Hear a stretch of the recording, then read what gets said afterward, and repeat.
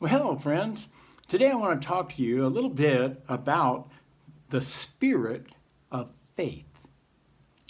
The spirit of faith. You know, in 2 Corinthians chapter 4, the Apostle Paul was very transparent about some of the challenges that he faced. He actually talks in the earlier part of the chapter, talks about the fact that they were distressed on every side, that they were often perplexed, that they were facing perils and all kinds of situations. You can find many records of some of the challenges that the Apostle Paul faced.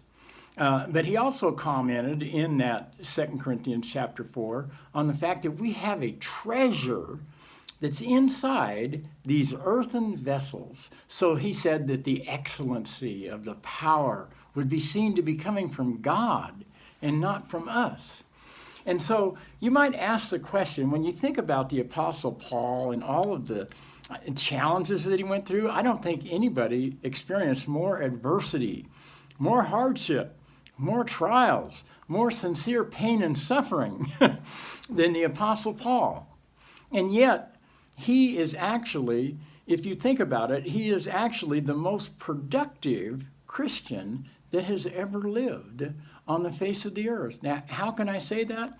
Because not only did he complete all those missionary journeys among the Gentiles and plant all those churches everywhere, but to this very day, think about this, to this very day, in all around the world, things that the Apostle Paul wrote are being preached around the world to this day. I mean, you know, I'm sure it was disappointing to him at the time that he found himself stuck in prison when he was willing to go into the most fierce situations and proclaim the word of God.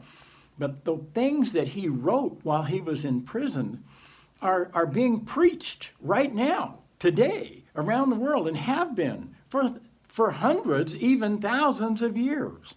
So you might say, well, what is it that the Apostle Paul had that made him so productive, you know, that caused him to not be discouraged and to be able, even though he faced all of these things, to find the motivation and to find the strength. And how did he become so successful? You know, the Lord actually used him to write so much of the New Testament and revealed so many profound things.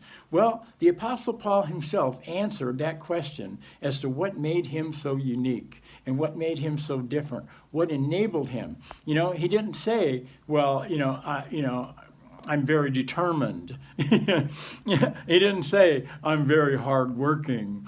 You know, he didn't point to those type of things as, and even though he was very educated, he didn't point to his education as the secret to his success. In fact, he said the secret to his success, all of his education was, he would count it like rubbish, you know, compared to what he has discovered.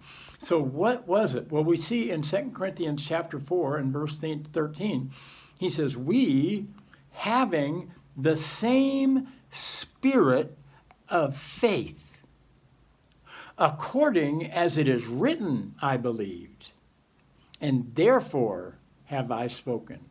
He said, we also believe, and therefore speak.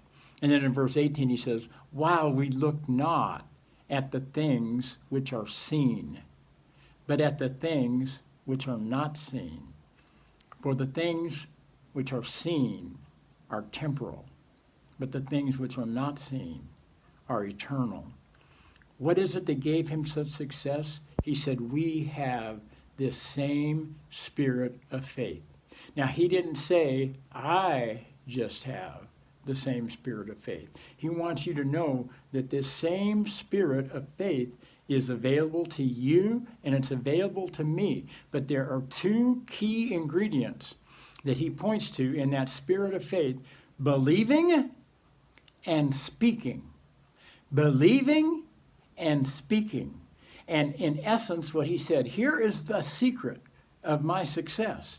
I believe and I speak according to what is written in the Word of God. rather than believing and speaking according to the hardships and trials and all the things that I'm facing. That's what gave him the faith. That's what gave him the ability to keep going when anyone and everyone else that was around would have easily given up and quit and saying, man, this is just too much. So I want you to think about the importance of those two things and realize this is the same thing that's available to you. We believe and we speak. You know, when he said we having the same spirit of faith, he was actually referencing King David. And he's back in the time, when he wasn't king yet. He believed in his heart that he was able, because he had a covenant with God, to overcome gigantic opposition. But he didn't just believe that in his heart. He spoke out of his mouth to the giant what I'm going to do. I am going, today, he said, today, I'm going to strike you down. I'm going to take off your head, and everybody will know that there's a God in Israel. That's what I want you to think about this week. Think about the spirit of faith. Think about how important it is to believe in our heart what the promises of God say and then speak them out of our mouths. That's a dynamic duo. God bless you.